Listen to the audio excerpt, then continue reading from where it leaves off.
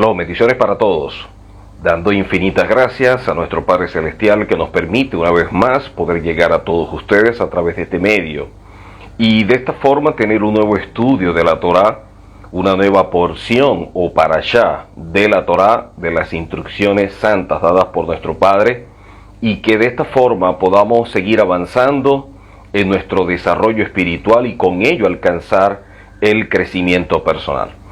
Hoy vamos a estar estudiando la parashá Mishpatim. Parashá Mishpatim. Una parashá donde el Eterno establece una serie de leyes y ordenanzas que son las que nos ayudan a poder entender cómo el hombre se relaciona con el hombre. Los Mishpatim, que entran en una categoría de lo que tiene que ver o lo relacionado a las leyes, es para regular el comportamiento, la conducta del hombre con el hombre. Y de allí la importancia que posee esta categoría al estudiar las leyes. Así que esta parashá Mishpatim, que traduce como leyes o como ordenanzas, es una nueva porción de la Torá, de este libro de Éxodo, o conocido en hebreo como Shemot, que traduce como nombres, pero es la parashá número 18, la parashá número 18 desde que comenzamos esta serie de estudios en Génesis capítulo 1. Así que vamos a estar estudiando esta porción, y esta parashá de Mishpatim, que es la porción número 18, comienza en Éxodo 21:1 al 24:18. Éxodo 21:1 al capítulo 24:18.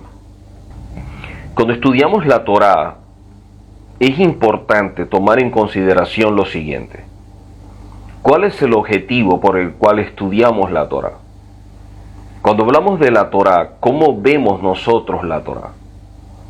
La Torá es un manual de instrucción, pero no es un conocimiento que estamos adquiriendo, ¿no?, para llenarnos de una formación, sino que la Torá viene a ser todo aquello que nos permite poder mejorar. La Torá es un instrumento de construcción personal. La Torá es lo que nos ayuda a nosotros a poder conocernos y, conociéndonos, saber cuáles son esas cualidades, cuáles son esos atributos que nosotros necesitamos tratar, que necesitamos cambiar, mejorar. Por eso los atributos o las cualidades son conocidos como midot. Y esta palabra en plural, midot, que en singular es midá, traduce como cualidad, como atributo. Pero también esta expresión midá traduce como medida. Quiere decir que nosotros necesitamos tener las medidas correctas de cada una de las cualidades o atributos que nosotros tenemos. Cada uno debe conocer cuáles son esas medidas que son necesarias para poder transitar en la vida con un comportamiento, con una conducta que sea la correcta. Y de allí la importancia de estudiar la Torá. La Torá es la que nos va a ayudar a que nosotros podamos trabajar internamente en nuestro mundo, ese mundo interior que muchas veces se desconoce, para que aprendamos a vivir y viviendo tomemos decisiones, haciendo uso del libre albedrío, para que no seamos personas que simplemente reaccionamos, para que no seamos personas que simplemente existimos, sino que entendamos cuál es el propósito por el cual fuimos creados a imagen y semejanza del Eterno, y de allí, con ese propósito, establecer objetivos que le den sentido a la vida. Por lo tanto, cuán importante es poder trabajarnos internamente. Por eso podemos ver mucho conocimiento en relación a todas estas leyes y cuáles son las consecuencias, pero lamentablemente no se está utilizando la Torá de forma correcta para conocer qué es lo que causa, qué es lo que origina todos estos actos. La Torá nos habla de que no debemos robar, Ok, aparece allí, no robes y las consecuencias del robo. Pero no nos dice, o mejor dicho, no estamos trabajando, no estamos buscando en la Torá la verdad que nos permita conocer qué es aquello que tenemos internamente que nos motiva a robar. ¿Qué es la causa? ¿Cuál es el origen del por qué las personas roban? Solamente estamos viendo las consecuencias y el acto en sí mismo. Estamos conociendo, ok, la Torá dice no robes y la consecuencia de no robar. Y nos llenamos de ese conocimiento y eso está bien, pero eso simplemente es parte de lo que debe ser la búsqueda de la verdad. La búsqueda de la verdad debe estar orientado a qué origina y qué causa que yo actúe o que yo me comporta de la forma como yo me comporto. ¿De dónde se origina o qué es lo que causa que yo tenga esta actitud, este comportamiento, esta conducta? Porque más allá de que la Torá prohíba el robo, yo tengo que saber por qué la persona roba. ¿Qué es lo que hay dentro de mí que hace que yo llegue a robar? Si yo no conozco esto, voy a seguir incurriendo en actos que la Torá prohíbe, pero con conocimiento del mal. Entonces tenemos un conocimiento del mal y seguimos incurriendo en lo malo. La Torá nos habla de honrar al padre y a la madre, y todas las personas lo conocen. El problema es por qué no se honra. Entonces no es un asunto de falta de conocimiento, es que nos hemos entendido la forma de buscar en la Torá la verdad. No hemos entendido o no tenemos una comprensión de cómo debe ser la búsqueda, cómo buscar, cómo aprender de forma correcta para que esa palabra se transforme en parte nuestra y caminemos como decimos ser, hijos del Eterno.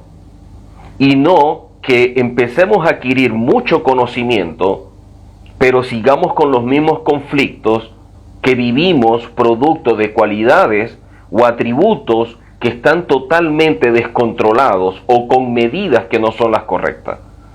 Es como una persona que va a preparar, bueno, no sé cómo decirlo para que se entienda, pero una sopa, un hervido o un sancocho, no sé cómo lo dirán en cada país, y colocan la olla, le echan agua y tiene que poseer una medida apropiada de agua.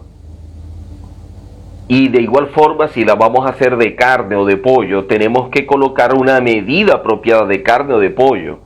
Y cuando se le van a echar las verduras, también tiene que poseer una medida apropiada de verdura.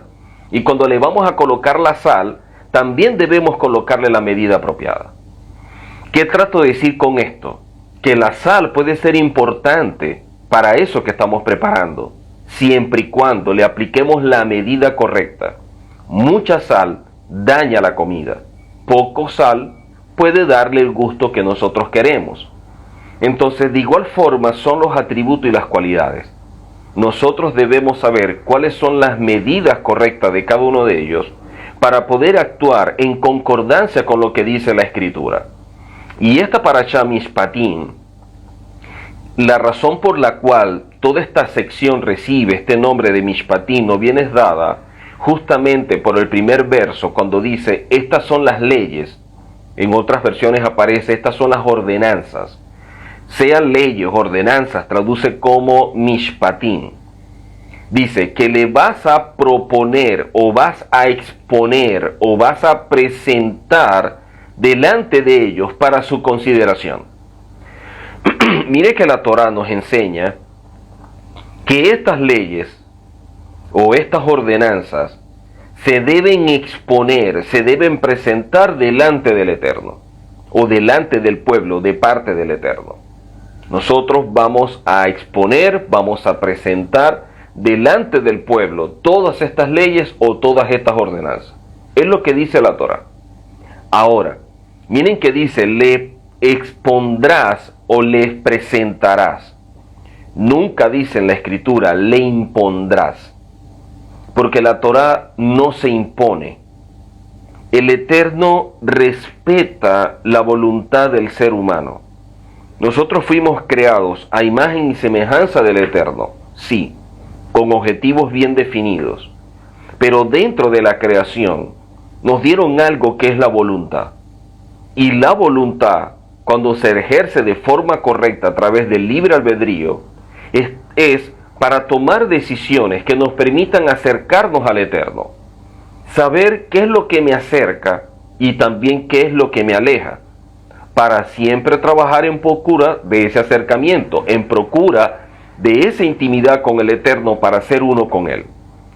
Así que cuando empezamos a ver la Torá, nos muestra de forma muy clara qué cosas aparecen dentro de la misma que nos permitan acercarnos. Pero mire que dice, le expondrás, les presentarás. No dice le impondrás, porque cada quien camina de acuerdo a su nivel de revelación. La revelación viene como resultado de una búsqueda de la verdad, de una búsqueda basada en una relación con el Eterno, intimar con el Eterno. Cuando yo estoy intimando con el Eterno, cuando yo estoy buscando al Eterno, eso va a traer a mi vida que el Eterno me hable, que el Eterno trate conmigo a través de la palabra. Y esa palabra, o la Torá, que es la instrucción dada por el Eterno, irá cobrando vida. Puede quedarse simplemente en un conocimiento. Hay personas que quieren el conocimiento y no avanzan. Tienen un gran conocimiento, pero siguen con los grandes conflictos que tienen en la vida. Siguen con comportamientos que no son los apropiados. Son personas que como padres dejan mucho que desear, problemas de pareja, problemas con los hijos, o hijos que no honran a sus padres o que actúan con sus padres de forma irrespetuosa. Y eso lo vemos a pesar de que una persona tenga conocimiento. Porque el conocimiento, si no se adquiere para producir cambios, para producir una rectificación del alma, un tikkun nefesh, eso es letra muerta. La persona sabe lo que es malo, sabe lo que es bueno, pero no camina en ello, no lo aplica, no lo lleva a su vida. Y ahí está el grave error. Así que esta parashá, que es Mishpatim, y que trata con ordenanzas o con leyes civiles, como enseñan los rabinos, es totalmente importante para nosotros poder saber de qué forma nos vamos a comportar o nos vamos a conducir en la vida. Cuando vemos los mandamientos, o los conocidos como misbot, están divididos en categorías, hay clasificaciones y todo esto. Y hay una categoría la cual divide los mandamientos en tres. Hay una categoría donde divide los mandamientos en tres. Uno de su categoría es los edut.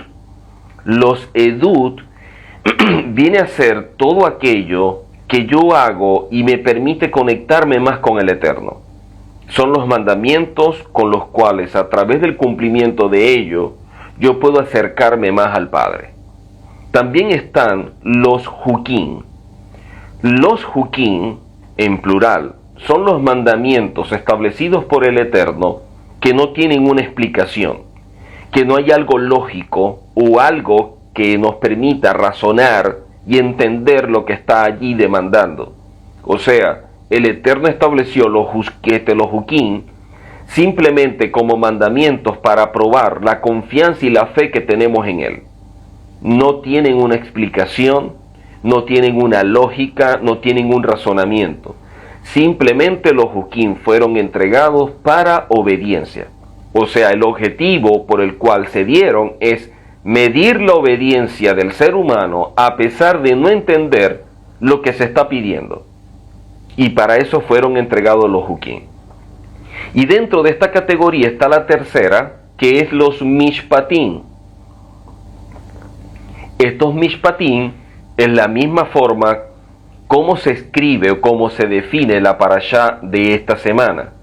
Los mishpatim son los que nos permiten poder relacionarnos mejor con todo lo que nos rodea, y en este caso con otros seres humanos. Entonces tenemos los edut, tenemos los Hukim y tenemos los Mishpatim. Y los Mishpatim son los que nos permiten relacionarnos con otras personas, y de allí la importancia que posee. Así que, de esta forma, podemos ir conociendo la Torá y todo lo que la Torá establece. Hay muchos mandamientos que no tienen su origen en la Torá directamente, sino que trata de ciertas instrucciones establecidas por los rabinos para ampliar lo que se ha dicho, para darle forma a lo que está establecido, para poder aplicarlo a nuevas condiciones. Porque en el momento en que fueron establecidos, no existían las condiciones que existen actualmente. Entonces, la Torá, como permanece para siempre, como la Torá es eterna, los rabinos, viendo lo que está de forma explícita en la Torá, pero también evaluando lo que está de forma implícita, entonces empiezan a estudiar y empiezan a establecer mandamientos que no aparecen de forma explícita en la Torá, pero que nacen de allí. O sea, están tomando el porqué del mandamiento para aplicarlo a nuevas condiciones en este tiempo, producto de que en el lugar donde estamos, en el tiempo que vivimos y las condiciones que tenemos son diferentes o son nuevas a las condiciones en las cuales fue dada la Torá. Y por eso aparece lo que se conoce como Misbot Berrabanán. Misbot Berrabanán. Los Misbot Berrabanán son mandamientos establecidos por los rabinos, que es diferente a Misbot Betoratot, que son los Misbot, los mandamientos que vienen de la Torá. Así que esta parashá encontramos principios fundamentales de lo que se va a establecer posteriormente como la forma de caminar. Cómo caminar, cómo conducirnos apropiadamente, cómo actuar de forma correcta, lo vamos a ver a través del estudio de la Torá. Y de allí la importancia que posee, que vamos conociendo todos estos aspectos. Pero ¿qué sucede? Los rabinos enseñan que una persona que no trata sus atributos, que no trata sus cualidades o sus midot, no tiene Torá. Solo podemos ver a alguien con Torá, a alguien que en verdad ha aprendido la Torá, cuando estos midot, sean cualidades o atributos, están en orden, están alineados, están en sus medidas correctas. Y eso es lo que hace que la persona pueda caminar realmente en la Torá y no sea simplemente un conocimiento en el intelecto. Cuando adquirimos un conocimiento y no procesamos las cualidades de los atributos, puede actuar en nuestra contra. Imagínense una persona que en medio de su desconocimiento, en medio de tanta carencia, es soberbio o es orgulloso. Esta persona que tiene una medida desproporcionada de orgullo, de soberbia, porque debe ser mínimo, pero la tiene muy elevada, empieza a estudiar la Torá y sin procurar cambiar el orgullo o la soberbia, ¿qué es lo que sucede? Ahora tiene conocimiento de la Torá. La Torá no va a cambiar esto porque no está buscando a la Torá para el cambio. Está buscando la Torá para adquirir un conocimiento, nada más. Entonces ahora esta persona que es soberbia, como tiene un conocimiento, ahora se hace más soberbio, ahora se hace más orgulloso, ahora se hace más prepotente, porque ahora siente que a través del conocimiento posee un poder, a través del conocimiento tiene poder, y ahora es más prepotente, ahora es más orgulloso, ahora es más soberbio. ¿Por qué? Enseñan los rabinos y enseña el Orjok Tzadikim que la Torá viene a ser como el agua que riega nuestra vida. La Torá es como el agua que riega nuestra vida. Quiere decir que nosotros debemos saber qué semillas estamos sembrando para que la Torá la riegue y crezca. Si sembramos semillas de humildad, si sembramos semillas de honestidad, de integridad, de fidelidad, de respeto, de comprensión, cuando la Torá riegue estas semillas, van a crecer. Y de esta manera empezaremos a vivir correctamente. Pero cuando tenemos las semillas equivocadas o no estamos colocando la cantidad apropiada, la Torá, al regarla, vamos a empezar a producir elementos que no son los correctos. Y por eso es que los rabinos enseñan que la búsqueda de la verdad, y lo enseña el rabino Dessler, que la búsqueda de la verdad tiene que ser lo más importante. Una cosa es la realidad que nosotros tenemos y otra cosa es la verdad que establece el Eterno.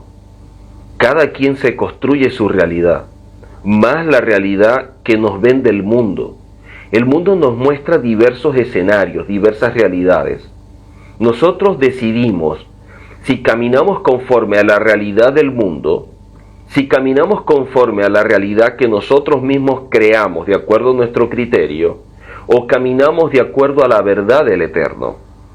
Pero nuestros actos dictaminan qué es lo que estamos siguiendo realmente. Si la verdad, si nuestra realidad o la realidad del mundo. El problema es que cuando seguimos nuestra realidad, lamentablemente nos cerramos a todo. Una persona que asume que su realidad es lo correcto, se niega a lo que otros puedan decir y por lo tanto no lo acepta, lo rechaza, se enoja cuando algo se presenta diferente a su concepto, porque se siente amenazado, porque se siente que el concepto lo saca de su zona de confort, porque siente que ese nuevo concepto lo desafía, porque no puede haber un concepto diferente al que él tiene. Pero el asunto es que la persona está con una mentalidad encajonada y no ve más allá. Es como una visión en túnel, que la persona solamente mira hacia un punto. Y la Torá, cuando nosotros buscamos la verdad, viene a sacar nuestra mente de ese cajón, de esa caja donde nuestra mente está aprisionada. Y ahí cuando empezamos a evaluar, primeramente, el hecho de tener conciencia y saber que no tenemos toda la verdad. Empezar a cuestionar nuestra propia realidad. Porque cuando yo empiezo a cuestionar la realidad, porque empiezo a evaluar y a meditar mi vida, entonces eso me hace despertar a un estado de conciencia en el cual yo busque la verdad. Y busco la verdad con objetivos que son los correctos y que le van a dar sentido a la vida. Porque estoy buscando la verdad para mejorar, para cambiar, para construirme, para tener un comportamiento mejor, una conducta mejor. Y eso es lo que me va a ayudar a no reaccionar frente a tantas cosas. Esta persona dijo algo, no me gustó. Esta persona hizo esto, no me gustó. Yo lo rechazo, yo lo protesto, yo lo juzgo, yo lo critico. Eso está mal. Eso está mal. Pudieran decir algunas personas, More, cuando alguien hace algo y no estoy de acuerdo, ¿está mal que yo reaccione? Mira, está bien que tú reacciones, porque eso es lo normal, que reaccionemos frente a aquello que no estamos de acuerdo. El problema, por llamarlo de alguna manera, es que el Eterno nos demanda a que nuestros actos deben superar lo normal, que no podemos conducirnos como el mundo se conduce, que a pesar de que lo normal es reaccionar frente a algo que nos acecha, que nos ofende, que nos agrede, nuestra conducta tiene que ir más allá de lo normal, porque somos hijos del Eterno, porque la Torá tiene que procesar nuestra vida, porque no podemos ser personas que simplemente reaccionen, no podemos ser personas que nuestras emociones y sentimientos nos dominen, sino que nosotros aprendamos a dominarlos. Y por eso en la Torá vamos a conocer muchas cosas. Pero si no estamos estudiando con el objetivo de mejorar, con el objetivo de crecer, tenemos la motivación incorrecta al momento de estudiar. Hay personas que estudian la Torá para saber las tradiciones, para saber las celebraciones, para saber la historia, para conocer los personajes. Esa es la forma más sencilla o el primer nivel al momento de estudiar. Pero hay niveles superiores. Y uno de los niveles que nos demandan es estudia en procura de buscar la verdad para que te construyas y te conviertas en una mejor persona. Para que nos construyamos y podamos crear de nosotros unas personas mucho mejores. Imagínense a alguien que dice tener 10 años, 15 años, 20 años, 25, 30 estudiando las escrituras y sigue siendo una persona iracunda, sigue siendo una persona deshonesta, sigue siendo una persona prepotente, una persona orgullosa. La pregunta que nos podemos hacer es, ¿qué está estudiando entonces? ¿Qué es lo que está estudiando? Porque si ese estudio no lo llevó a tener conciencia de que su vida está equivocada, de que su conducta no es la mejor, de que su comportamiento no es el apropiado, entonces no está estudiando de forma correcta. No está estudiando de manera correcta. Y eso lo vemos muchísimo dentro de todos aquellos que están estudiando las escrituras ahora bajo la perspectiva hebrea. Las personas están estudiando las escrituras bajo la perspectiva hebrea para conocer los errores que estableció la religión, el cristianismo o la tradición. Están estudiando las escrituras bajo la perspectiva hebrea para conocer todos los errores teológicos. Esa no es la motivación correcta. Esa no es la forma apropiada de estudiar las escrituras bajo la perspectiva hebrea. Estudiar las escrituras bajo la perspectiva hebrea no es para descubrir, para conocer los errores teológicos. Es para conocer los errores como persona. Es para descubrir dónde están los defectos, dónde están las debilidades que tenemos como seres humanos. Pero también conocer las virtudes, conocer nuestras bondades, conocer todo aquello que nos hace ser mejor persona. No es empezar a descifrar todos los crucigramas teológicos y conocer todos los misterios que siempre han venido rondando dentro de la religión. Porque estaríamos buscando de forma incorrecta. Estamos siempre viendo que el error está afuera. Estamos viendo que las fallas están afuera. Y resulta de que los grandes errores y las grandes fallas están dentro de nosotros. Y hasta que no tengamos conciencia, hasta que no despertemos a ello, vamos a seguir estudiando de manera incorrecta las cosas. Por eso muchas personas cuando empiezan a estudiar, por ejemplo, sobre el tema del reino, del mundo venidero, eso está bien. Que tú puedas estudiar todo lo relacionado al reino, a la venida del Mesías. Pero si tú no estudias cómo mejorar, cómo crecer, cómo convertirte en un verdadero hijo, no vas a entrar al reino que tanto conoces. No vas a entrar al mundo venidero que tanto estudiaste. Entonces te vas a quedar afuera, pero un conocimiento de lo que hay adentro. Entonces la búsqueda no fue la correcta. Cuando tenemos una visión incorrecta, cuando tenemos nuestra alma enferma, empezamos a ver las cosas totalmente tergiversadas. La persona que tiene enferma su alma simplemente quiere adquirir, quiere comer aquello que le causa más daño. Una persona que está enferma, de pronto que tiene gripe, a lo mejor está mal de la garganta, lo que quiere comer es cosas que de pronto en vez de ayudarlo en su garganta, más bien lo empeoran su condición. Pero eso es lo que se le antoja. Eso es lo que sale de su alma. ¿Por qué? Porque la palabra nos enseña a través del profeta que cuando una persona tiene el alma enferma, cuando una persona tiene los conceptos distorsionados, tiene un criterio diferente a la Torá, entonces empieza a ver lo bueno como malo y lo malo como bueno. Empieza a colocar lo dulce por amargo y lo amargo por dulce. Y es la manera de proceder. Cuando una persona tiene su alma enferma y ve a alguien tratando de mejorar, de corregir, de rectificar, lo ve como un tonto, lo ve como alguien estúpido, lo ve como alguien que está perdiendo el tiempo, lo menosprecia, le resta valor, porque en medio de su enfermedad, en medio de lo que su alma tiene, no aprecia lo que otro está haciendo en procura de su vida. Entonces, muchas veces la forma de poder destacar es humillando a otra persona. Cuando alguien quiere demostrar que sabe mucho, empieza a criticar a aquellos que los ve como enemigos.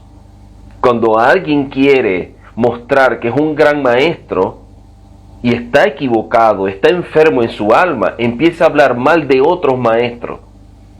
Él no trata de subir, él trata de bajar a los que son para él inalcanzables, para los que él ve como una competencia.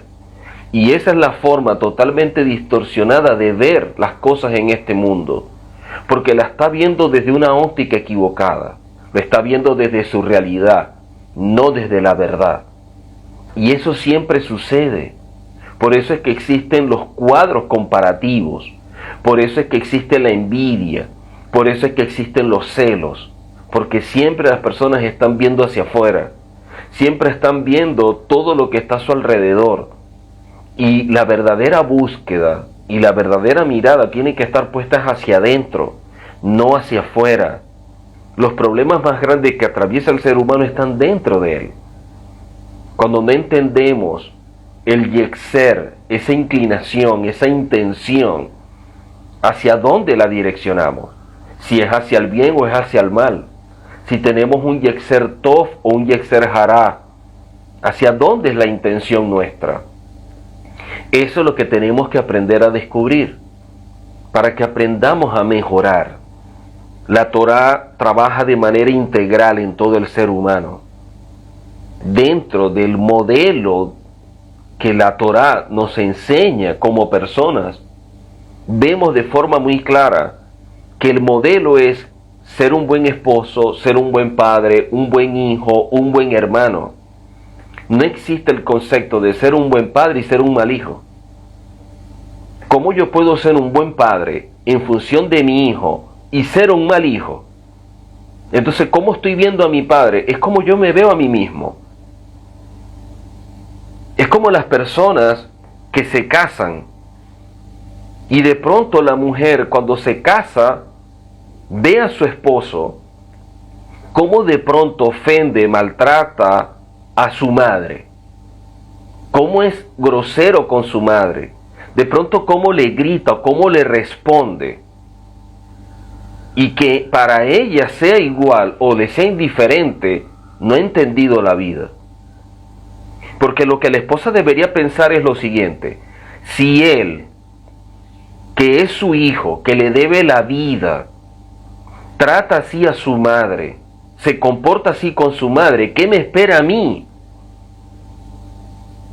¿Cómo va a ser conmigo más adelante? Porque el ser humano va cambiando. En este momento puede ser lo más dulce del mundo entero, lo más amoroso del mundo entero, pero va a cambiar. Porque a la medida que va creciendo, su forma de ver las cosas también va cambiando. Unas para bien, otras para mal.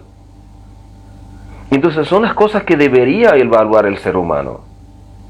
Pero lamentablemente tenemos una visión tan cerrada, tan limitada, tan corta, que no evaluamos, no meditamos nuestra vida y lo que vemos alrededor.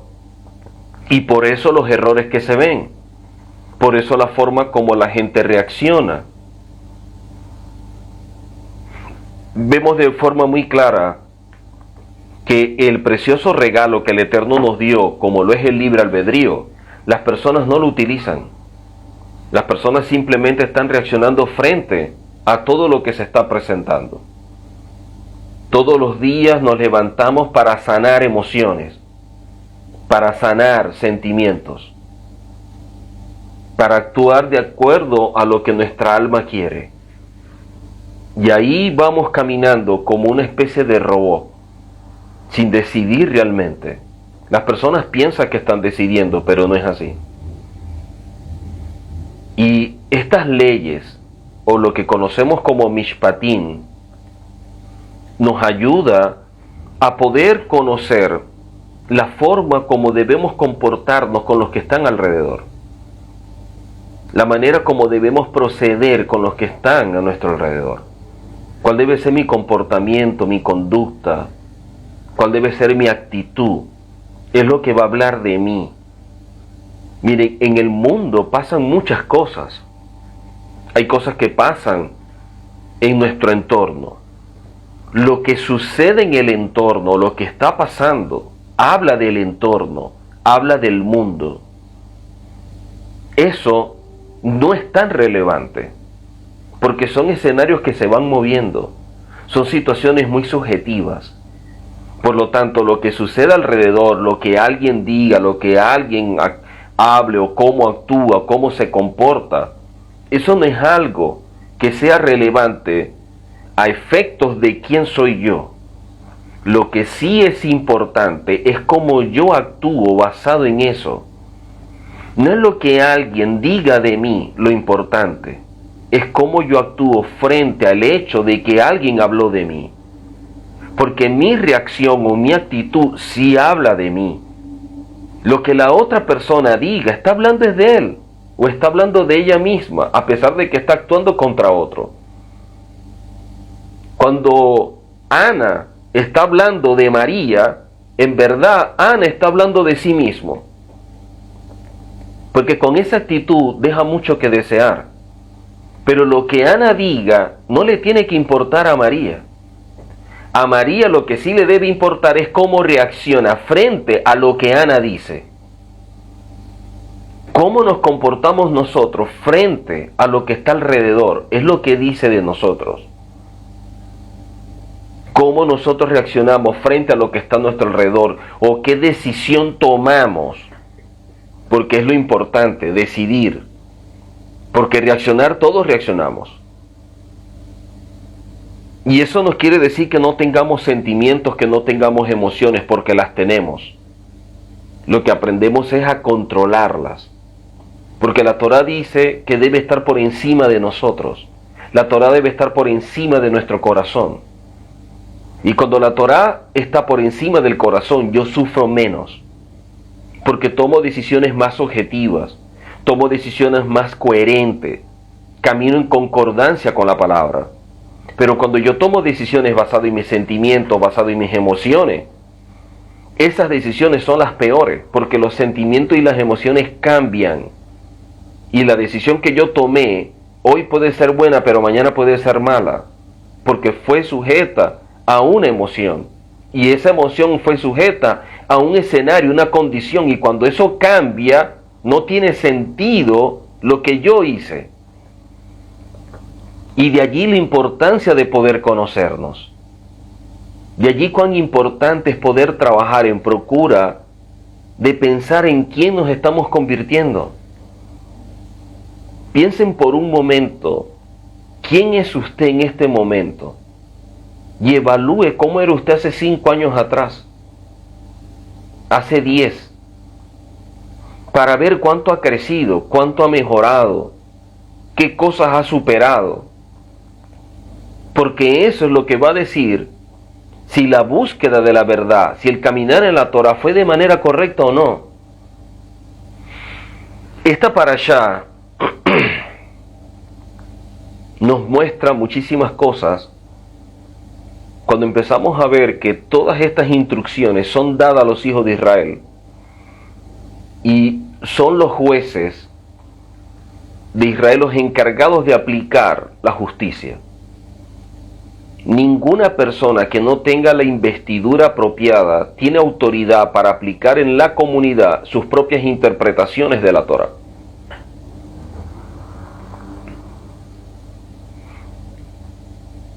Todas las instrucciones que el Eterno está revelando Y en este caso, cuando vemos esta parashá que se llama Mishpatim, y habla con todas aquellas que tienen un aspecto que regula lo civil, o la forma como nosotros nos comportamos con otros seres humanos, todas estas instrucciones que fueron dadas a nuestro pueblo, los jueces establecidos, los encargados de forma correcta, legal, son los que la van a aplicar.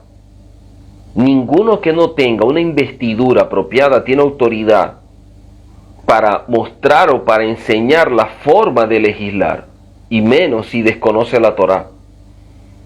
¿Cómo una persona puede ser un juez apropiado ignorando lo que la Torá determina como lo correcto o lo incorrecto? Cuando ignora por completo lo que la Torá establece de lo que debe ser el perfil de un juez.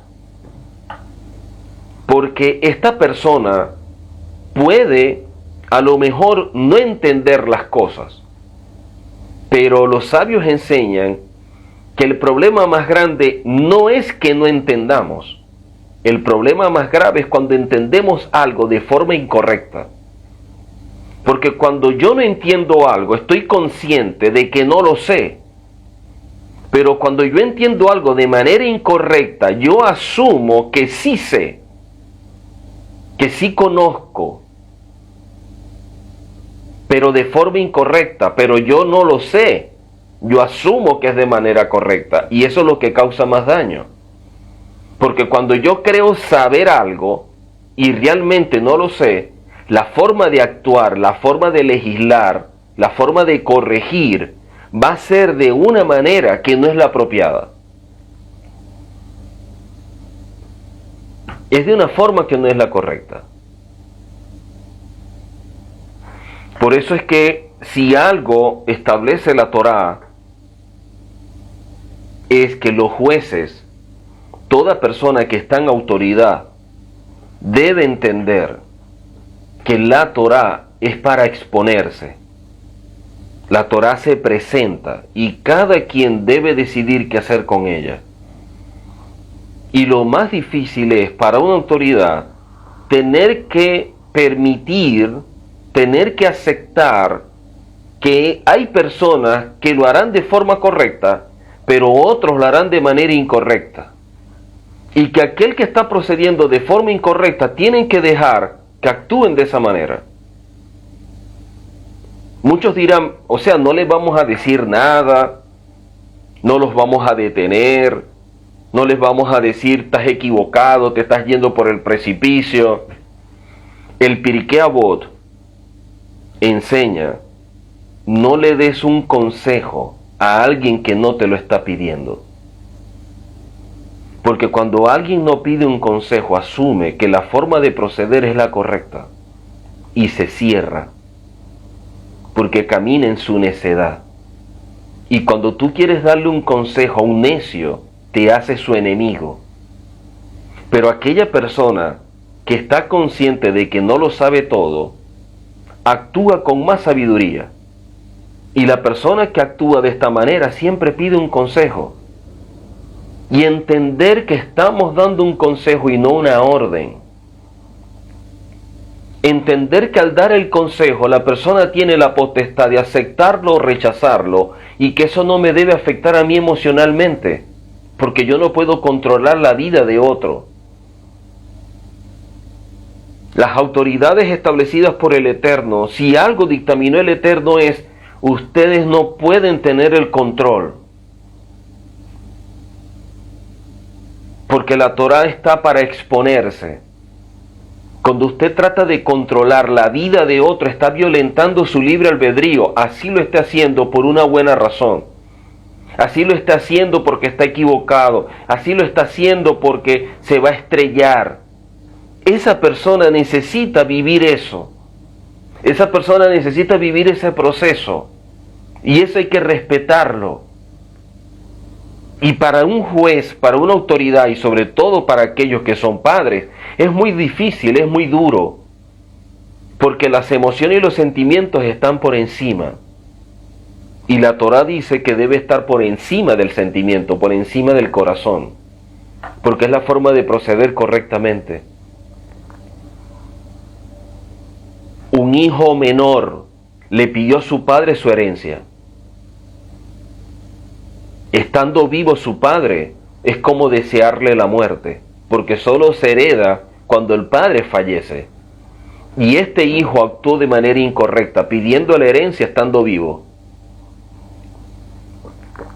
Sin embargo, el padre se la dio y lo despidió. Y este hijo gastó la herencia y hizo cualquier cantidad de cosas hasta que llegó a verse en la miseria. Y viéndose en la miseria, reconoció su error. ¿Cómo llegó a reconocer su error? Cuando su padre lo dejó tomar su camino. Cuando el padre no le impidió que él actuara como él pensaba.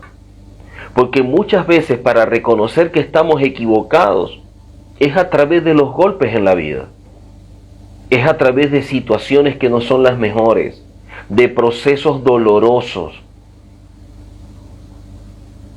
Y este hijo se dio cuenta del daño y reconoció que había fallado al Eterno, pero también reconoció que falló a su padre y tomó la decisión de volver, pero con una actitud diferente.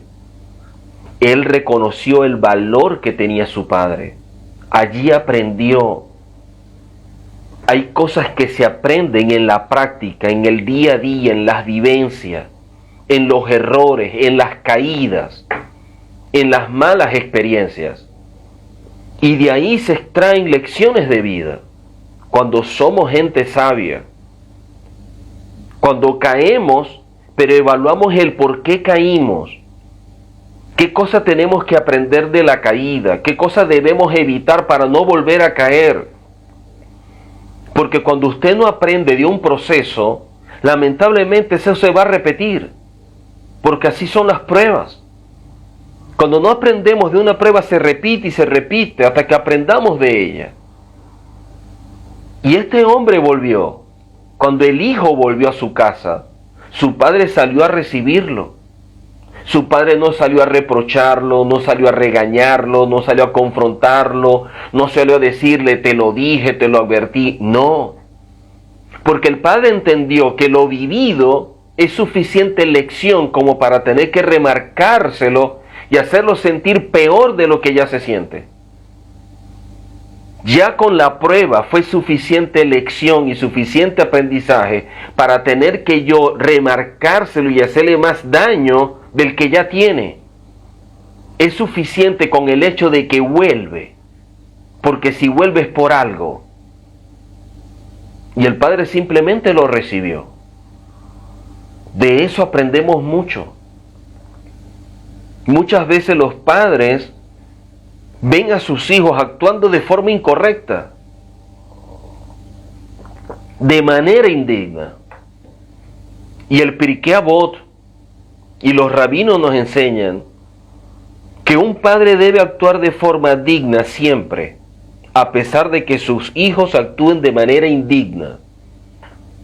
Porque si su hijo no sabe comportarse de forma correcta, se asume que el padre sí sabe cómo comportarse. Que él tenga un problema porque no ha entendido lo que es ser un hijo, no se preocupe, cuando él sea padre y sus hijos crezcan, él va a aprender y va a entender lo que pasó con usted.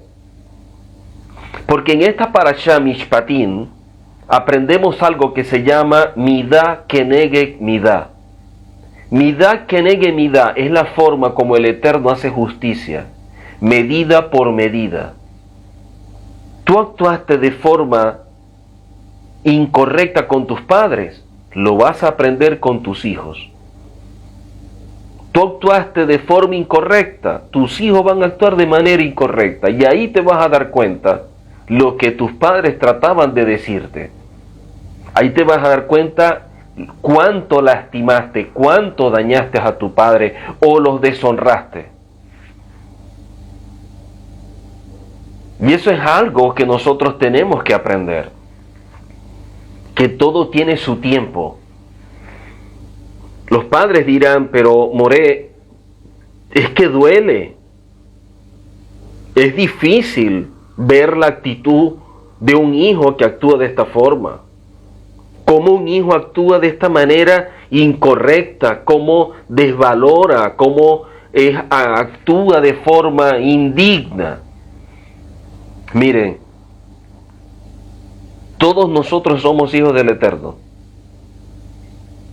Somos hijos del Eterno. Y el Eterno todos los días nos da su amor, su misericordia, su perdón, su Torá. Y todos los días la violentamos. Todos los días actuamos de manera indigna a pesar de que nos llenamos nuestra boca diciéndole que lo amamos. Decimos que lo amamos y actuamos de manera en que en verdad no expresamos ese amor. Y ahí está el Eterno, todos los días su amor, todos los días su misericordia, cada día mucho más grande. Así que si alguien entiende esta situación, es el Eterno. Porque como Padre todos los días nos da instrucciones, consejos, orientaciones. A través del mundo nos da lecciones. Y si estamos conscientes y despiertos, vamos aprendiendo de todas ellas. Es verdad que para un padre es difícil tener que lidiar con todo esto. Imagínense cuánto tiene que aguantar nuestro Padre Celestial viendo nuestra conducta, viendo nuestra actitud.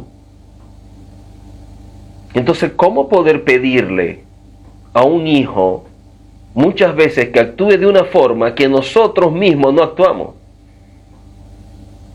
A lo mejor la forma de proceder del hijo, y no es para justificarlo, óigalo bien, no quiero justificar la actitud incorrecta del hijo, pero el Eterno muchas veces lo permite para enseñarnos que a lo mejor también nosotros estamos actuando de forma incorrecta como hijos. Si nosotros no actuamos de manera correcta con nuestros padres que vemos, ¿cómo vamos a actuar de forma correcta con nuestro Padre Celestial que no vemos? Si no practico la honra, el agradecimiento, la valoración con mi Padre terrenal que yo veo, ¿cómo va a ser con mi Padre Celestial que no veo? El gran problema que nosotros tenemos como seres humanos es que tenemos una visión equivocada de todo. Y pensamos que las sabemos todas. Estamos tan equivocados y tenemos un concepto como si fuéramos las personas más sabias y más correctas del mundo, cuando no es así. Por eso es que hay hijos que no le agradecen a sus padres todo lo que le han dado y todo lo que han hecho por ellos. ¿Por qué? Porque un hijo dice, bueno, ese es el deber de ellos, ese es su deber, yo no les pedí venir al mundo, ellos decidieron tenerme y por lo tanto, ¿cómo yo les voy a agradecer por algo que les corresponde hacer como padre?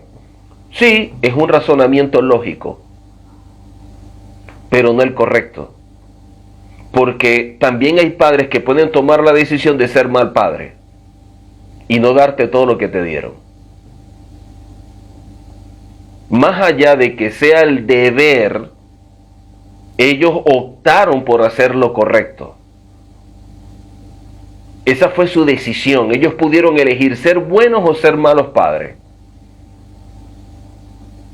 Y dentro de sus decisiones entre ser buen padre o mal padre, dijeron, vamos a ser buenos padres.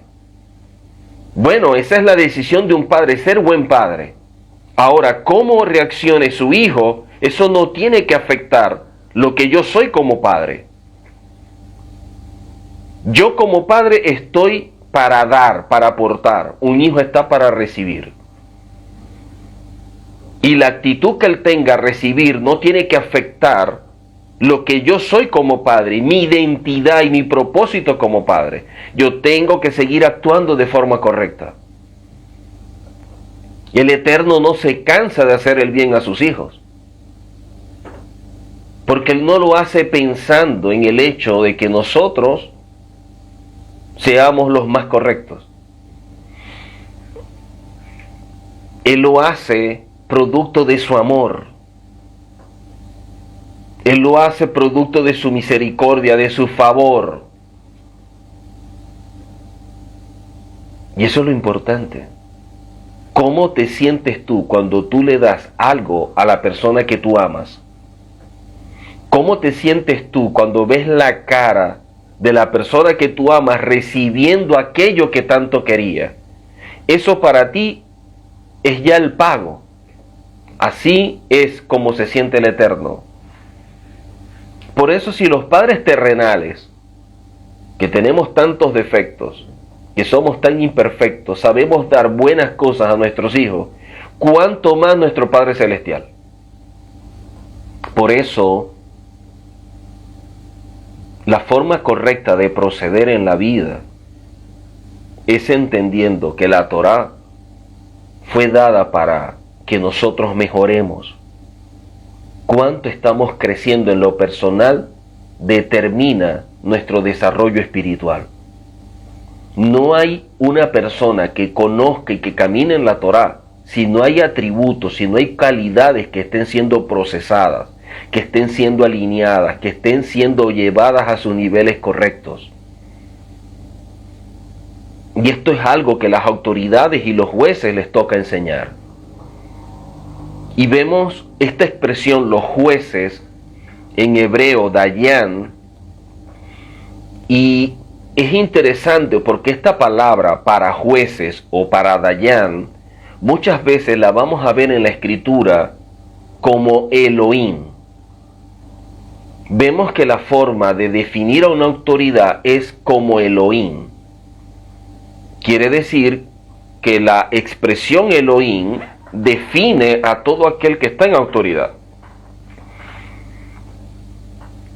¿Por qué se le da a los jueces el mismo nombre que se le da al Eterno cuando hablamos de la expresión Elohim?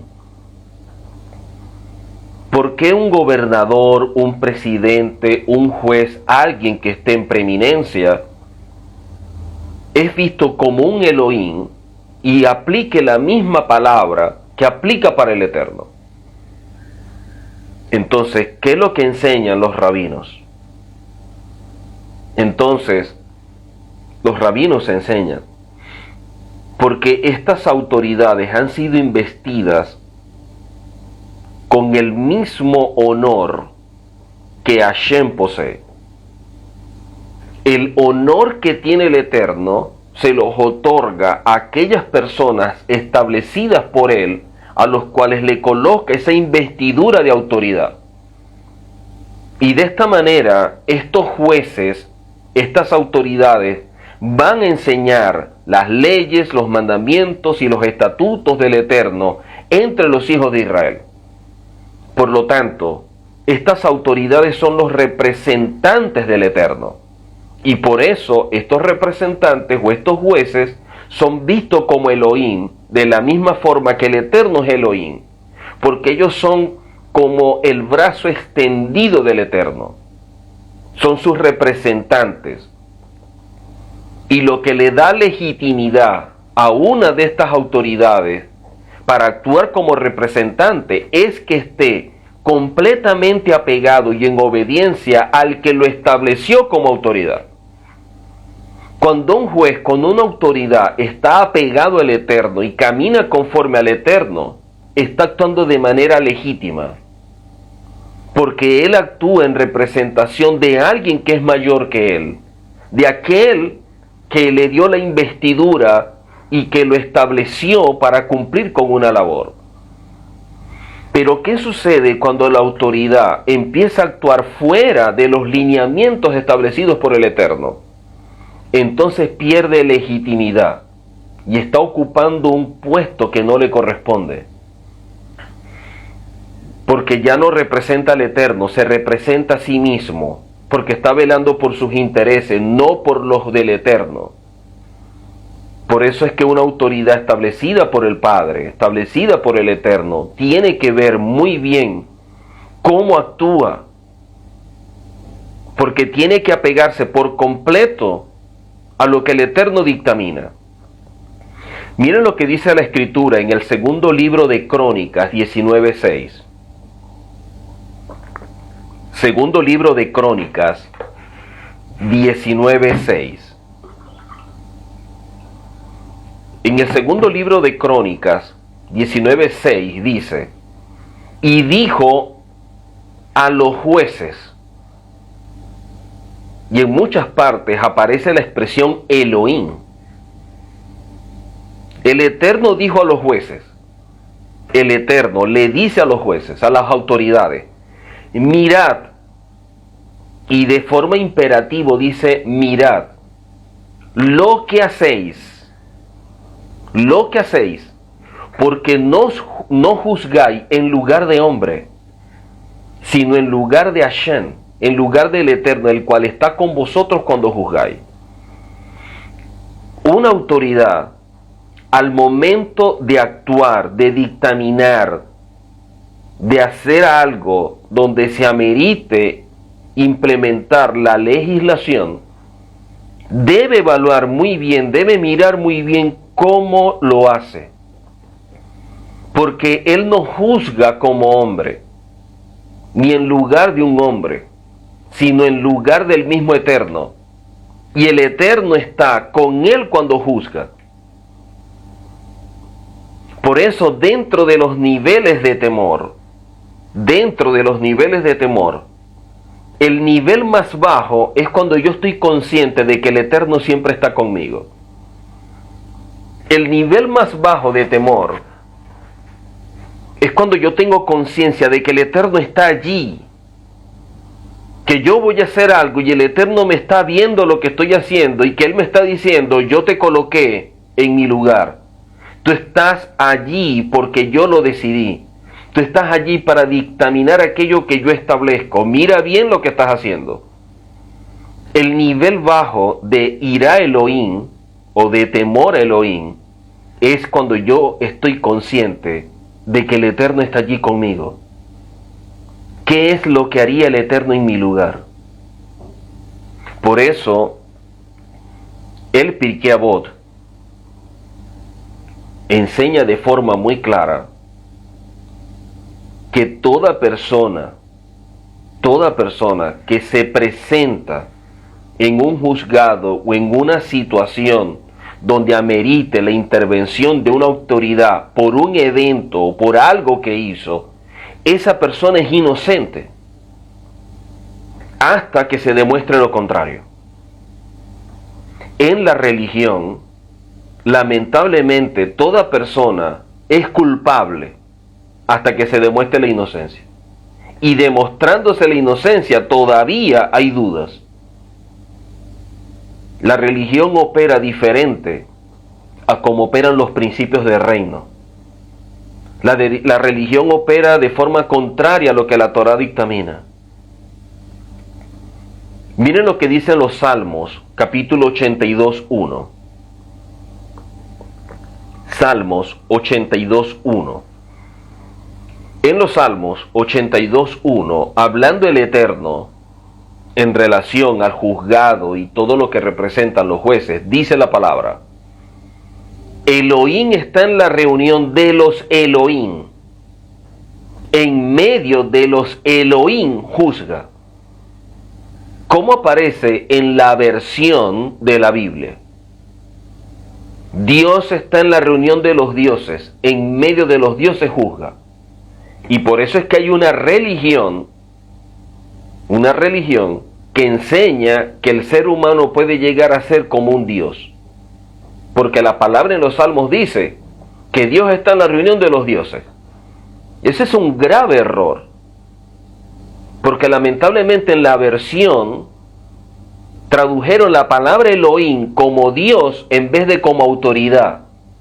Porque está hablando de asuntos de legislación, donde el Eterno como juez está en la reunión de los jueces o de las autoridades, y que en medio de estos jueces o de estas autoridades Él juzga. El asunto es que la autoridad o el juez en hebreo es visto también como un Elohim. Aunque entendemos que la palabra juez en hebreo es Dayan, también es visto como un Elohim, porque es alguien con una investidura de autoridad. Alguien que representa al Eterno en esta tierra. Y por lo tanto el Eterno le da esa investidura para que actúe como si fuera el mismo Eterno. Por eso es que cuando vemos el caso de Moisés, la investidura que se le da como autoridad dice que es como Elohim. Tú vas a ser como un Elohim para Faraón. La versión que dice, tú vas a ser como Dios para Faraón. Esos son los problemas con las versiones en la Biblia tradicional. Entonces, toda persona que es autoridad constituida por el Eterno para realizar una labor, al ser constituido por el Eterno, esta autoridad es vista como Elohim, porque es su representante, es su portavoz, es alguien que actúa, que habla en lugar del Eterno, como lo leímos hace rato. Por eso es que el Salmo capítulo 9, en los Salmos, el capítulo 9, al final del verso 4, Salmo 9, al final del verso 4, dice, te sientas en el trono juzgando con justicia. Te sientas en el trono juzgando con justicia. ¿De qué forma implantamos nosotros justicia, impartimos justicia? En verdad somos tan correctos, apegados a la Torá, tan imparciales. En verdad la Torá está sobre nuestro corazón. ¿O de qué forma estamos actuando? Porque la manera como actuamos o como procedemos como autoridades determina a quién estamos representando, si al Eterno o a nosotros mismos. Estamos velando por los intereses del Eterno o por los propios.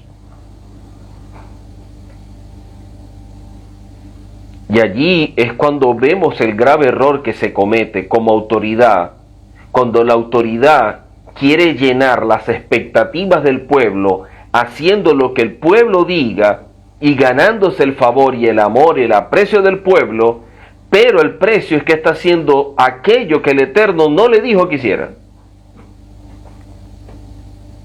Cuando el Eterno establece una autoridad, la persona que es autoridad está comprometida en hacer aquello que el Eterno le demandó, no de llenar las expectativas del pueblo. Cuando vemos nosotros a Moisés y Aarón como autoridades,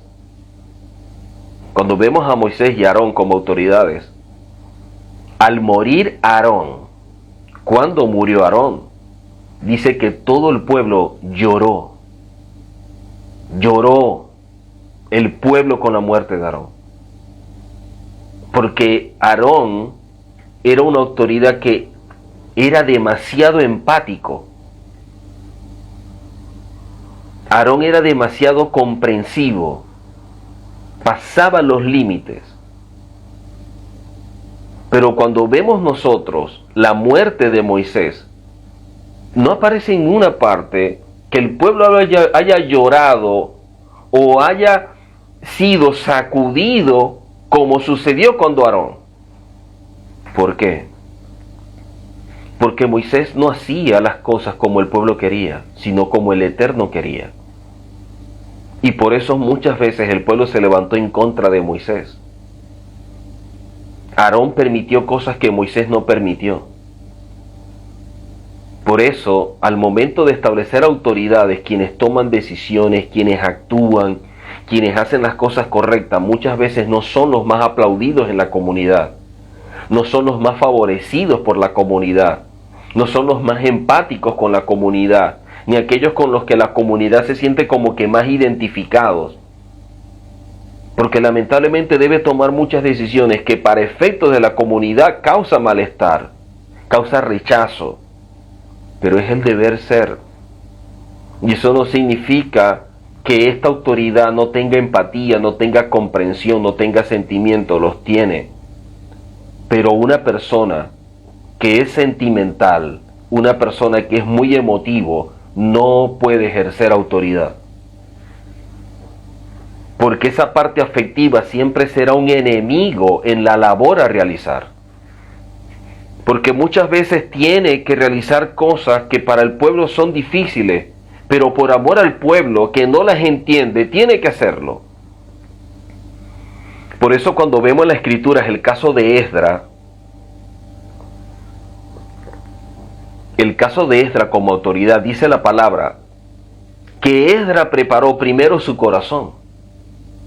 Dice, preparó su corazón, aprendió la Torá para luego poder enseñarla. Lo primero que hizo fue preparar su corazón. Porque muchas veces iba a tener que ser duro, iba a tener que ser fuerte, porque lo amerita la situación. Y en otras a lo mejor no tanto. En otras tomaría decisiones que el pueblo aplaudiría, y en otras tomaría decisiones que el pueblo rechazaría. En otras recibiría aplausos del pueblo, y en otras pitos y burlas y críticas y señalamientos del pueblo. Y eso es algo que una persona que es autoridad debe tener siempre claro. Nuestra labor siempre es para bendecir a un pueblo, pero el compromiso siempre es con el Eterno. Quienes son beneficiados con nuestra labor es el pueblo, pero el compromiso y la responsabilidad es con el Eterno, que te designó, que te dio esa investidura de autoridad. El día que no lo hagas de esa forma, pierdes legitimidad y ya no representas al Eterno, como pasó con Saúl. En un momento Saúl no hizo lo que el Eterno le demandó. Perdió legitimidad y quedó desechado. El pueblo lo seguía viendo como autoridad, pero en el ámbito espiritual ya no era una autoridad. El pueblo lo reconocía como una autoridad, pero para el Eterno ya no era autoridad. En este mundo hay personas que todavía son aplaudidas y reconocidas por el mundo como autoridades, cuando para el Eterno no lo son. Y hay personas que son autoridades establecidas por el Eterno y el pueblo todavía no los ve como autoridades. Hay unos establecidos por el Eterno y hay unos que se establecieron solos. Hay unos que fueron escogidos por el Eterno y hay unos que salieron de voluntarios. Y así no se procede. En la parashá anterior, la parashá Yitro, nosotros estuvimos hablando acerca de la revelación de la Torá y todo lo que la Torá establece y todo lo que el Eterno enseñó a través de la misma en lo que conocemos como Asereh Dibrot, que son las 10 declaraciones que son conocidas como los 10 mandamientos. Y este evento, que es considerado como algo único en la historia espiritual de la humanidad, el pueblo presenció una gran revelación y vivenció un acontecimiento espiritual casi indescriptible en la palabra. No hay palabras para definirlo. La entrega de la Torá trajo como resultado grandes milagros al punto que ya no habían ciegos, ni sordos, ni mudos, no habían paralíticos. Porque la misma palabra lo enseña. Porque más adelante alguien podía decir, bueno, es que yo no cumplí con la Torá porque yo soy ciego y por lo tanto no vi. O yo no cumplí con la Torá porque yo no la pude oír porque soy sordo. O no me acerqué a oír la Torá porque soy paralítico y no pude caminar hasta allá. Pero dice la palabra que no. Dice, todos vieron y oyeron al Eterno y todos se acercaron al Eterno. Quiere decir que hubo un evento que cambió por completo las condiciones de las personas que se acercaron, cuando hubo gran sanidad, gran salud impartida, porque iban a recibir la verdad, iban a recibir la Torá, la luz que iba a guiar sus pasos. Pero concluido este evento de la entrega de la Torá, el pueblo ahora debe tomar decisiones. Debe ahora caminar en este plano terrenal con muchas instrucciones dadas desde los cielos. Ahora hay un pueblo que tiene que caminar y orientar su vida a través de la Torá y de esta forma hacer lo correcto, a pesar de que está viviendo en un mundo totalmente diferente.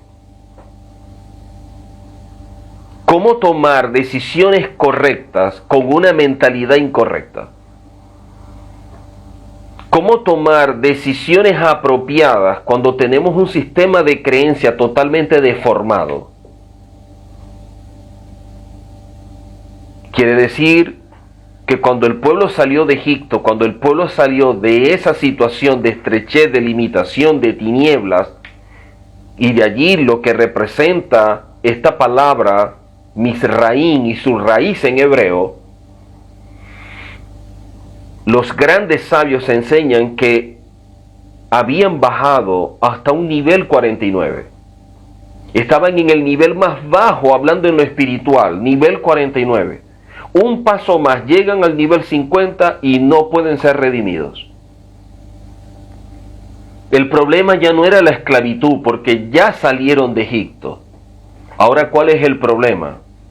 Tener que superar ese descenso a ese nivel 49 y empezar a subir.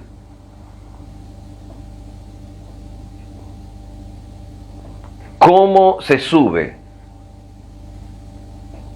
Entonces nos enseñan,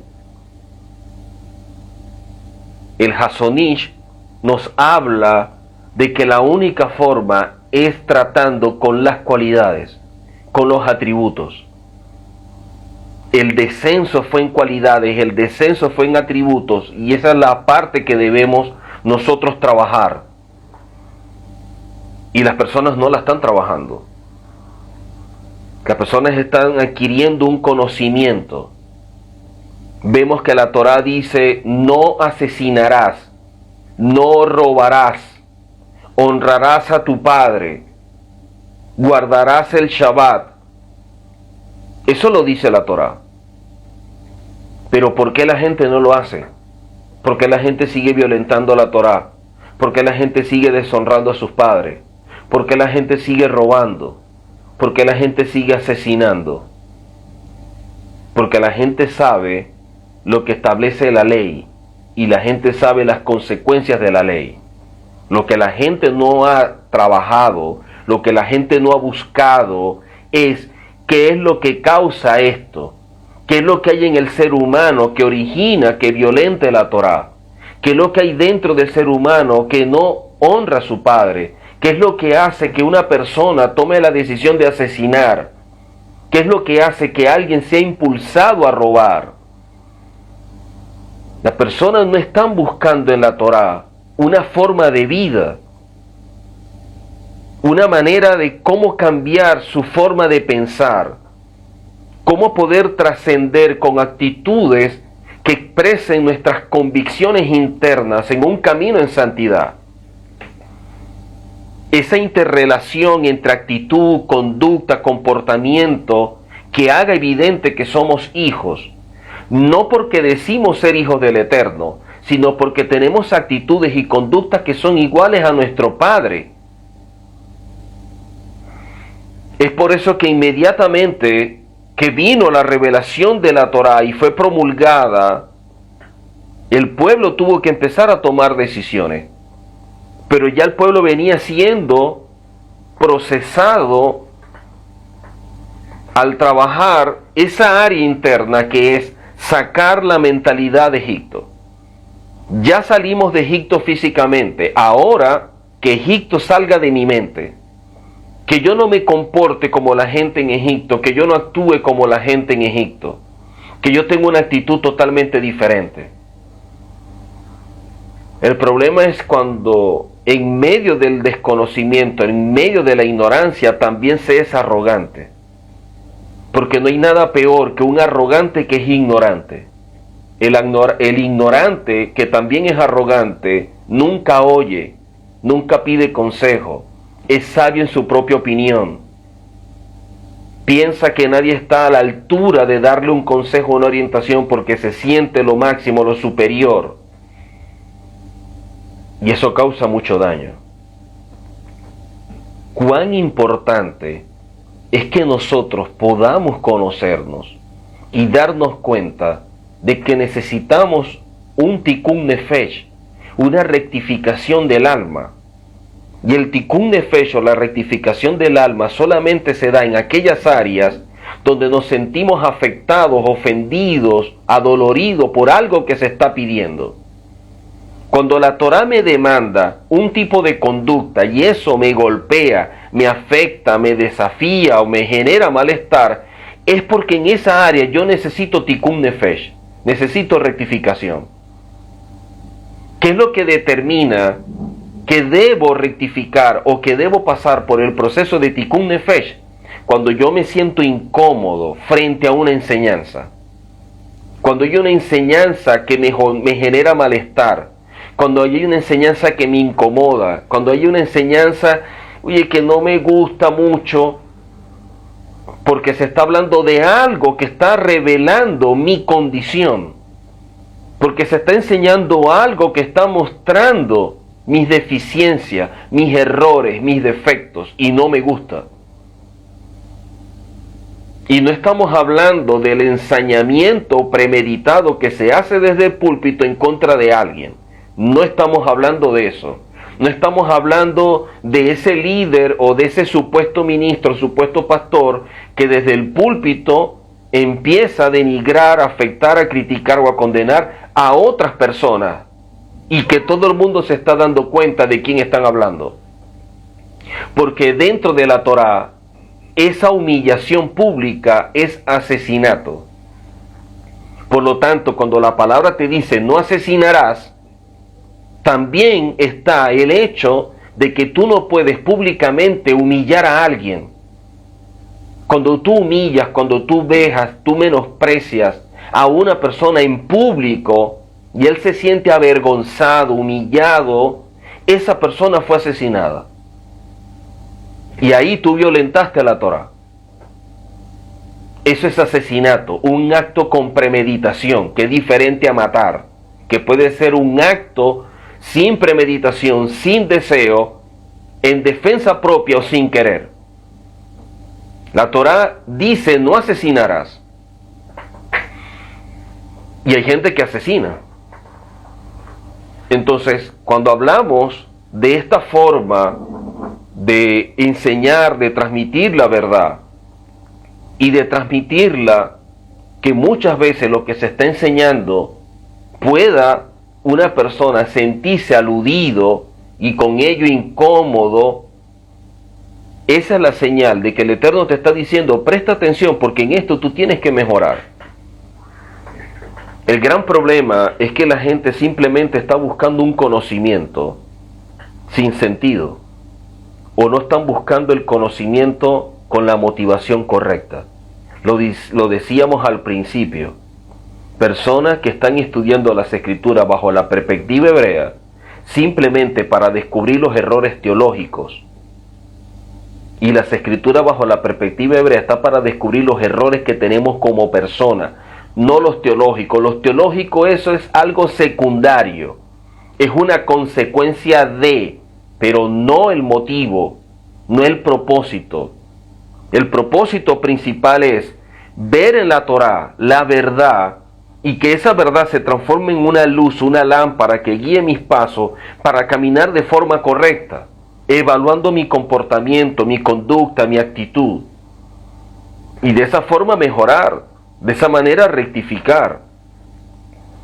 Lamentablemente no es así. Mucha gente han utilizado este hermoso recurso que es una enseñanza bajo la perspectiva hebrea simplemente para satisfacer su ego. Utilizan a las personas simplemente para poder llenar, inflar más su orgullo y su prepotencia. No están interesados en mostrar una verdad que ayude a la persona a corregir. Ellos quieren enseñar algo que cause un impacto en las personas y que las personas digan, esto es lo mejor que hay como maestro. Esta es una persona que sí sabe. Esto es una persona que conoce grandes misterios. Ese no es el objetivo. Ese no es el objetivo. El objetivo no está revelando los supuestos misterios, porque creo que el misterio más grande es el mismo ser humano. El ser humano que dice una cosa y termina siendo otra. El ser humano que dice Koyama y mañana termina odiando. El mismo ser humano que habla de la gracia pero implanta su propia ley. El mismo ser humano que habla del amor pero no perdona la falla de alguien. Ese mismo creyente que habla de la misericordia pero guarda rencor a alguien que le hizo algo. Eso es lo lamentable. Entonces el Eterno en la Torá y en esta parashá nos enseña lo siguiente. Algo que es midá que negue midá. Midá que negue midá es la forma como se imparte justicia y no venganza. ¿Cómo podemos impartir justicia, no venganza? Y esto se conoció como el ojo por ojo. Muchas personas cuando leen esto lo asumen de manera incorrecta y lo toman de forma literal y no lo que la Torá establece como fundamento para hablar de midá que negue midá. Cuando vemos nosotros cómo se imparte justicia, hablamos de ojo por ojo y diente por diente. Muchas personas piensan, si alguien, ¿verdad?, me robó $1,000, yo le voy a robar $1,000. Y por lo tanto, cumplí con lo que establece la palabra. Ojo por ojo y diente por diente. Eso no es lo que establece la Escritura. Y eso es algo que es importante que todos aquellos que estamos estudiando podamos conocer lo que realmente establece la palabra. Por lo siguiente, cuando hablamos de el midá que negue midá, que es conocido para efectos nuestros como el ojo por ojo y diente por diente, se refiere a la manera de cómo nosotros estamos indemnizando o cómo se va a indemnizar a una persona o resarcir el daño que se le ocasionó.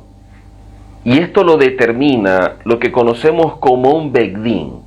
Un begdín es una casa de justicia. Y esta casa de justicia va a establecer lo que se conoce como kenazot. Kenazot son como multas. Y estas multas es la forma de indemnizar a aquel que te hizo un daño. Alguien que de pronto está trabajando con otro y esta persona con la que está trabajando, ¿verdad?, sin querer, le lastima la mano. ¿Ok? Nosotros estamos trabajando en la construcción y yo estoy trabajando con una herramienta, alguien me está acompañando en la labor y yo cuando estoy con la herramienta sin querer se suelta, se me sale de la mano y golpeo a mi compañero en la mano derecha. Y al fracturarle la mano o la muñeca, esta persona no puede trabajar de la misma manera porque tiene ahora un impedimento. Entonces va al begdín o va a la casa de justicia y la casa de justicia, aplicando midá que negue midá o el ojo por ojo y el diente por diente, debe establecer una kenazot o cuáles son las multas que aplicarían en este caso. Entonces, ¿qué es lo que van a evaluar? Van a evaluar que la persona que está accidentada, como al trabajar utiliza la mano derecha y ya no la puede utilizar, ¿en cuánto tiempo se recupera? Bueno, esta persona se recupera en 1 año. En 1 año, él puede otra vez utilizar la mano derecha. Ok, y en el trabajo, ¿cuánto ganaba? Bueno, ganaba $1,000. Ok, ganaba $1,000. Esta persona ya no puede ganar $1,000 porque tiene la mano derecha inútil, o por lo menos en este momento no. Tiene que esperar 1 año cuando se recupere. Entonces, en este año, él va a hacer otra labor, pero no la misma que estaba haciendo, y ya no gana $1,000, sino que ahora gana $500. Entonces, el begdín, cuando va a establecer las multas o la forma de indemnizar, lo que va a evaluar es si esta persona ganaba $1,000 y ya no puede ganar $1,000 por el transcurso de 1 año, sino que apenas puede ganar 500, la persona que ocasionó el daño en este caso que sea yo que ocasioné el daño y le fracturé la mano a otra persona, yo debo pagarle $500 a esa persona durante ese año. Porque es la forma de aplicar midá keneged midá o el ojo por ojo. Yo tengo que resarcir el daño ayudando a que esa persona pueda obtener el mismo beneficio como si no tuviera problema en la mano, a pesar de que lo tiene. Entonces, al momento de aplicar midá keneged midá, estas kenazot o estas multas, hay 5 tipos de forma de establecer las multas. Está la que se conoce como nesek, que es el daño en sí mismo, y se considera a la persona cuánto valdría en condiciones normales para realizar una labor y se le resta por su incapacidad, que es la que yo acabo de decir. La que yo acabo de decir, aplicando midá keneged midá, la multa o la forma que está dentro de la categoría de una indemnización se llama nesek. Nesek. La segunda se llama sart. Sart es la forma como se indemniza el sufrimiento que ha ocasionado lo que está pasando. Sar es el sufrimiento. Por ejemplo, en la Torá, es más medible cuando a una persona, ejemplo, es dañada físicamente por alguien. Al momento de aplicar midá keneged midá, es más fácil para un juez. Por ejemplo, yo paso y golpeo de forma premeditada a alguien. Allí me van a aplicar esto y van a evaluar el daño, este caso el nesek, que fue yo lo que le hice y qué deja de recibir la persona a causa por el daño. ¿Ok? Pero es que hay otra cosa, que en vez de golpear a la persona, yo veo a la persona y en público, y cuando hablo público no significa que sea delante de todo el mundo, pero sí delante de personas de estima, de valor, ejemplo, familia, amigos o compañeros de trabajo, estamos en la oficina y yo a esa persona le digo, porque tú lo que eres una ladrona, porque yo sé que tú robaste, porque yo sé que tú eres una ladrona, porque hiciste tal cosa. Eso puede ser verdad, pero el tribunal no permite que tú lo digas de forma pública, porque el que lo está oyendo de inmediato cambia la percepción que tiene de esta persona. Y a pesar de que él no tiene los elementos para decir si es verdad o mentira, como te ve a ti diciendo que es ladrona, piensa que Ana es ladrona, porque tú lo dijiste. A pesar de que los compañeros no tienen las pruebas para saber si realmente Ana es ladrona como yo lo dije. Pero resulta que ya yo lo dije. La forma de indemnizar a efectos del tribunal allí es más difícil. Porque no fue que yo golpeé a Ana. Y si yo la golpeo, yo puedo medir el daño. Aquí el daño es lo que se conoce como SAR. ¿Qué es lo que se va a evaluar? El sufrimiento de Ana. El sufrimiento de Ana. Se calcula cuánto estaría la persona dispuesta a cobrar por el sufrimiento ocasionado. O sea, tú me llamaste ladrón en público y eso causó sufrimiento, eso causó pesar, eso me causó una depresión y no fui al trabajo y me colocaron medicamento y me afectó el cuerpo. Todos esos daños psicológicos, emocionales, por lo que yo dije, ese sufrimiento es el que tiene que medir el juez. Y el juez va a dictaminar de qué forma tú pagas la indemnización. Pero ¿qué dicen los jueces? Este es el caso un poco más complejo porque ¿cómo medimos el sufrimiento? Para decir, tú tienes que pagar tanto. No es algo que podemos medir como si a alguien le diera un golpe. ¿Ok? Está dentro de las categorías de Midá Keneged Midá, la tercera categoría, que es Ripui. Ripui está relacionada con la curación. Ripui está dentro de la indemnización o lo que se debe hacer en favor del otro que se le ha causado un daño. Ejemplo, yo golpeo a un compañero, le fracturo la mano. Ripui es todo lo que esta persona tenga como gastos de médico, de tratamiento, de medicinas, yo tengo que pagarlos. Eso lo dictamina un juez. Aparte de la indemnización de los $500 que dijimos que no está ganando ahora en su trabajo porque está impedido ya que tiene la mano fracturada. Entonces yo tengo que darle los $500, que es el daño o que es lo que se conoce como Nesek, pero aparte Ripui, porque yo tengo que cubrir todos los gastos ocasionados a nivel de salud. Consulta, medicina, tratamiento, que si hay que hacerle quiropraxia, cualquier cantidad de cosas, hasta que esa mano no esté perfecta. Otro punto, y a esto vamos ahora a un nivel mayor. Shevet. Shevet es el lucro cesante. Se paga todo el tiempo que pudo esta persona laborar y que no va a percibir por su condición. Esta persona no le fracturé la mano. Esta persona le amputaron la mano. Ahora ya no la tiene. O sea, ya no se va a recuperar. El tribunal tiene que evaluar cuánto tiempo útil tiene de vida esta persona. Por ejemplo, dentro de las leyes establecen que esta persona a nivel de empresa para jubilarse tiene que trabajar 55 años. A los 55 años sale jubilado. Bueno, en el momento en que tuvo el accidente tenía 50.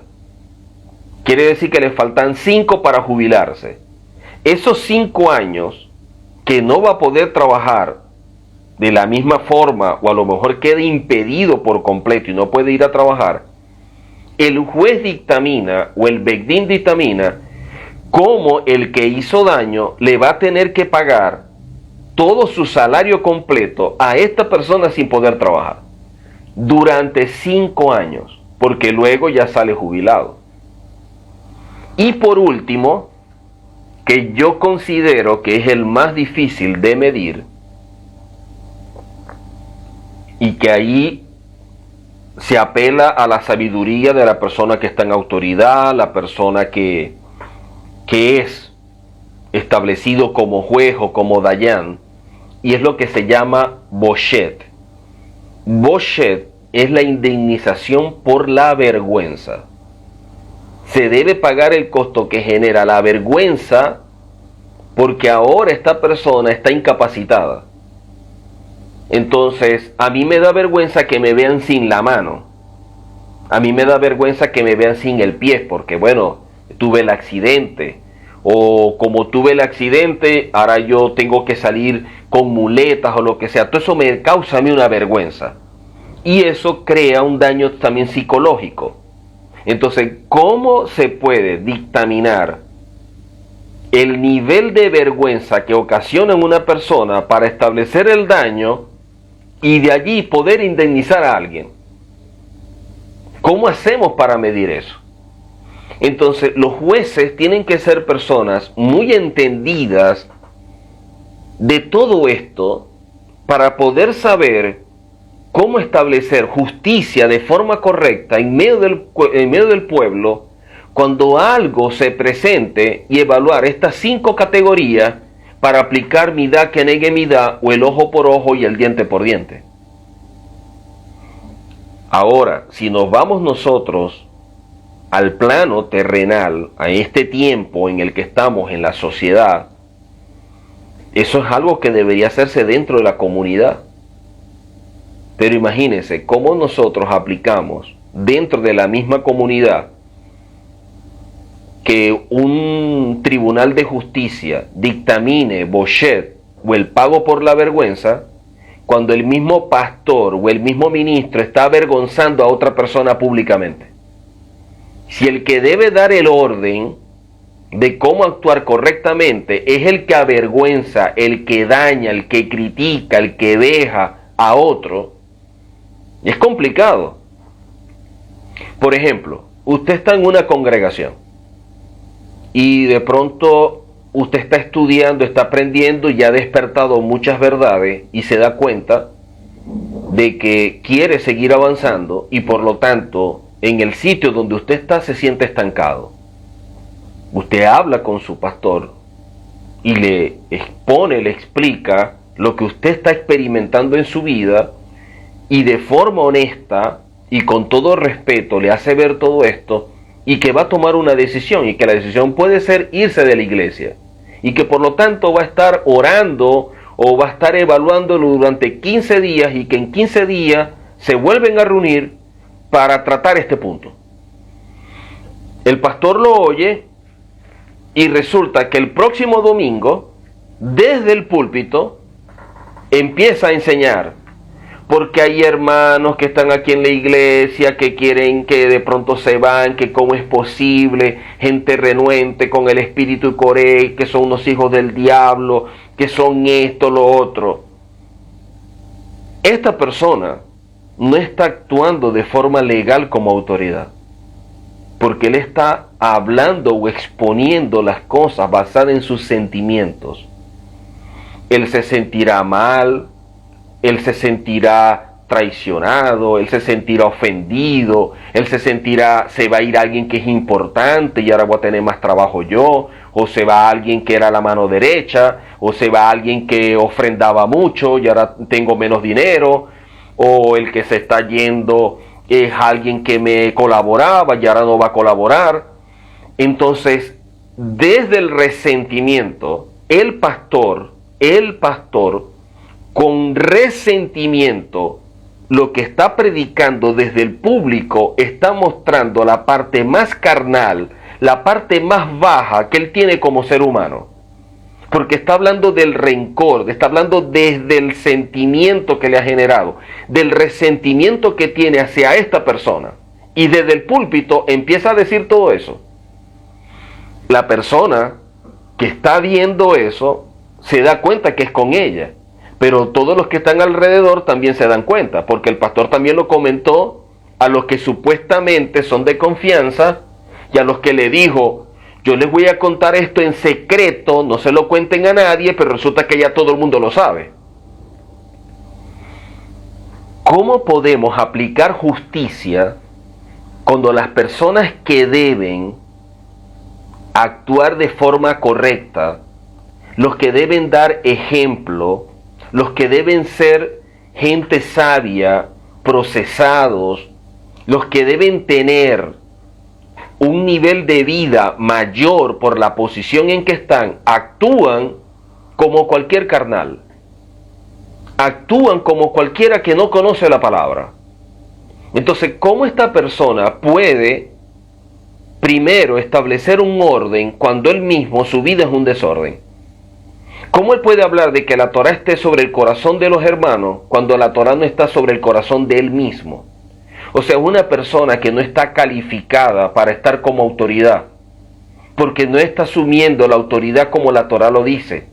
Cuando tú vayas a juzgar, recuerda que tú estás juzgando en lugar del Eterno, y el Eterno está allí delante tuyo.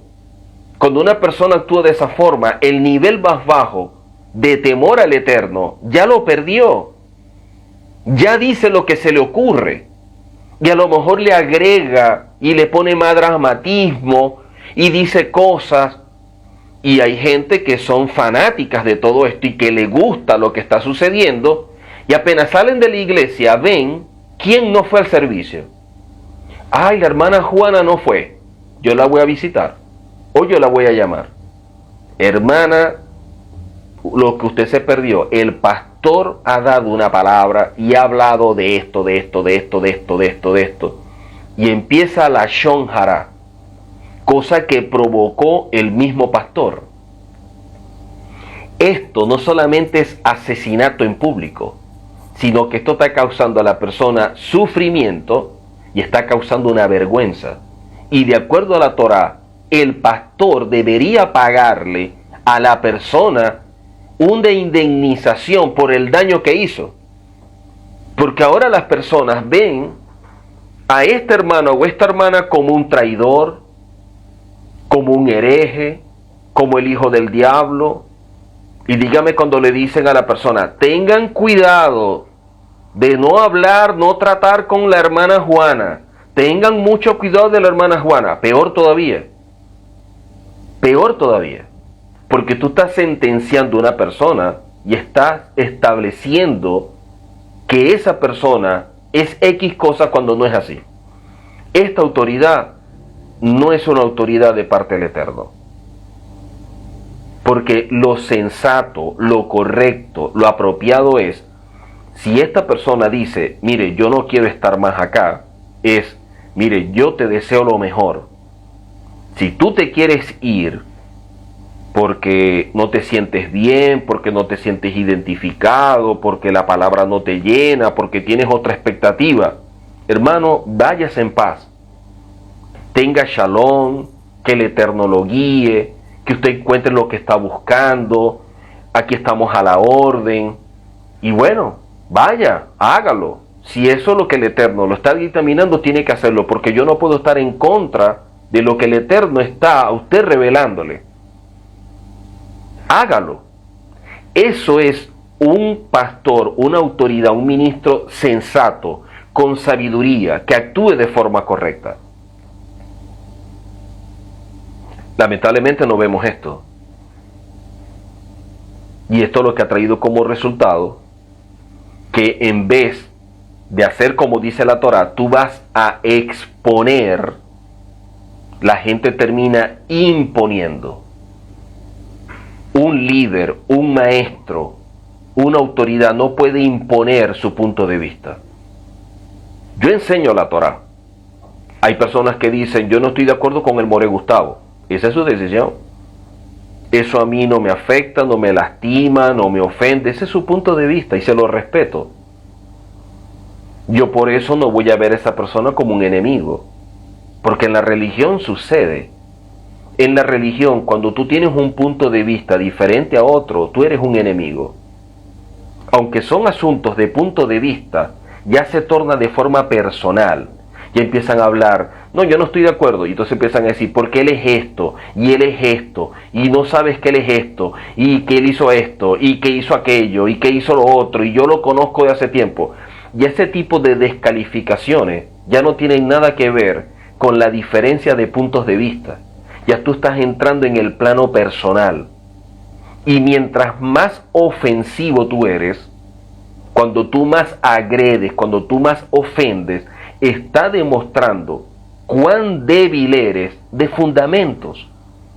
Cuando tú eres muy débil en fundamentos, tú siempre vas a ofender, vas a lastimar, vas a agredir, a descalificar a otra persona. Le hablas del presente, del pasado y de cualquier cosa que se te ocurre. No debe ser así. Yo para brillar como maestro no tengo que opacar, dañar, criticar o condenar a otros maestros. Eso no es así. Eso es incorrecto. Yo para enseñar no tengo que humillar a otro.